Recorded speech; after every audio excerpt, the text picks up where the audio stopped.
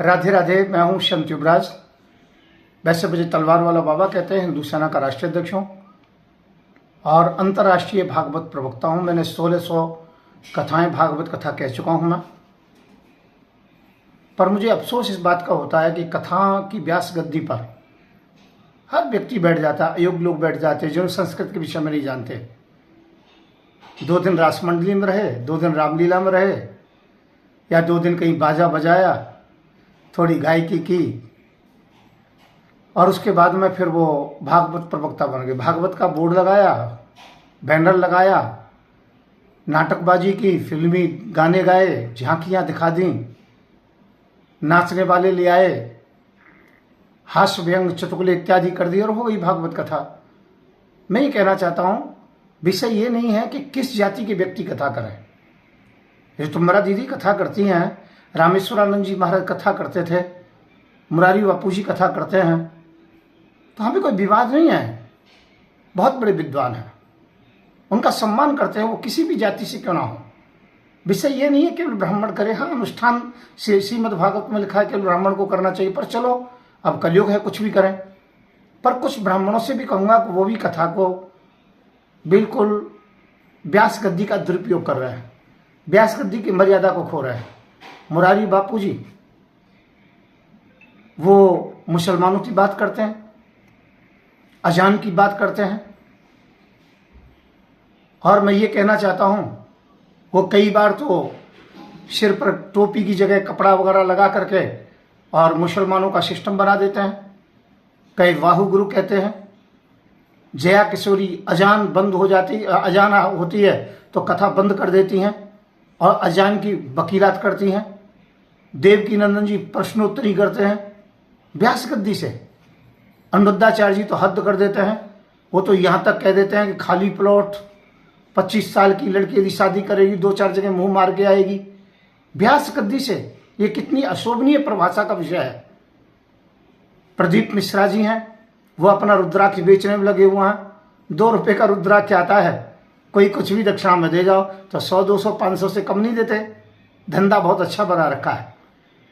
मैं ये कहना चाहता हूँ, बागेश्वर जी महाराज हैं, धीरेन्द्र शास्त्री। इस बात का मुझे दुख है कि धीरेन्द्र शास्त्री और देवकीनंद ने भागवत कथा मुझसे ही सीखी है। और वो क्या करते हैं, वो जादूगरी दिखा रहे हैं।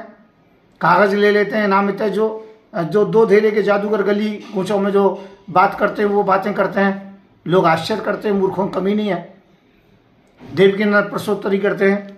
तो मैं ये कहना चाहता हूँ, ऐसे कई लोग हैं जिनके विषय में मैं ज़्यादा नहीं कहना चाहता हूँ। अनुरुद्धाचार्य जी हैं, वो भी उल्टी सीधी बातें करते हैं। जया किशोरी जी हैं, उनके विषय में देखो। तो मैं ये कहना चाहता हूँ, जितने भी ये भागवत वक्ता ब्राह्मण है, परंतु ये मर्यादा इन्होंने तोड़ रखी है। मेरा निवेदन है, केवल कथा करिए, श्लोकार्थ, पहले श्लोक बोलिए फिर उसका अर्थ सुनाइए। यदि नहीं जानते श्लोक तो कोई बात नहीं, हिंदी में अर्थ सुनाते रहिए। कोई साधारण जो भजन होते हैं 1-2 वो ले लीजिए, आर्केस्ट्रा मत करिए।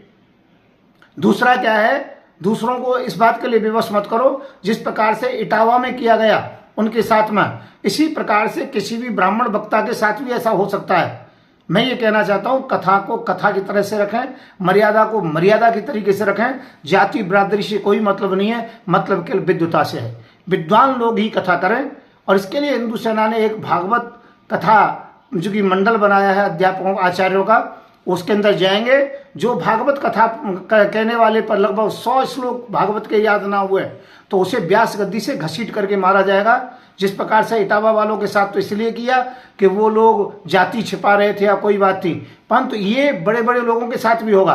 तो जितने जितने लोगों के नाम बोले उनसे भी कहता हूँ वो सावधान हो जाएं। याद ना हो तो भागवत कथा के श्लोक याद कर ले, तब से कथा करना शुरू करें। और यजमान भी नहीं बचा पाएगा, सरकार भी नहीं बचा पाएगी। मैं इस बात के लिए कहना चाहता हूँ, तो सभी भागवत वक्ताओं को कहूँगा वो अपना सही तरीके से कथा करें, और कथा नहीं जानते तो कथा करना छोड़ दें। मैं हूँ संत युवराज, मेरा नंबर है 9540460684। पुनः कहूँगा, मर्यादा होनी चाहिए गद्दी की। आपको पब्लिसिटी मिल जाती है, मूर्ख लोग आपकी जय जयकार करते हैं, आप उल्टी सीधी बातें करते हैं। वो लोग मर्म को नहीं जानते, पर आप मर्म को जानते हैं। तो व्यास गद्दी की मर्यादा का पालन करें। आप लोगों के क्या विचार हैं मुझे बताएं। मेरा नंबर आपके पास है। मैं हूं संत युवराज। क्या आप चाहते हैं पाखंड से रहित भागवत कथा हो या फिर नाटक की तरह, आधार की तरह नाटक करके कथा हो। धन्यवाद, नमस्कार, जय श्री राम।